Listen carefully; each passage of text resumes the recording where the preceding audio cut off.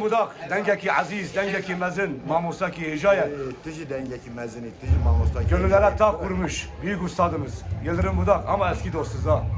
Eski Her ne dostuz. kadar babamın yaşında da olsa. Ulan sana bak abi saçlarını bir kes ondan sonra göreyim. Saçlarını nereden görüyorsun?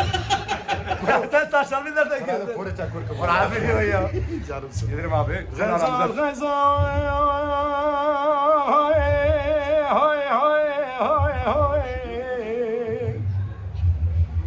Dibo mala gazalam barker çuzozana cefay şevti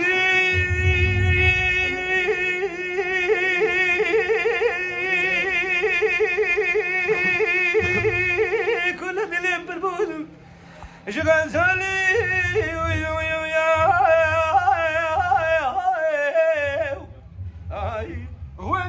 وكل دلم حياة ضرب يشترب بجمال شيخ جيب خزانوي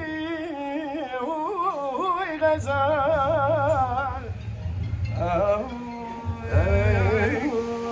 جالكم بيانو جيرانا مونيكي نزانين روكي غزالة مسور بوناش كتو ماتي لو لو لو لو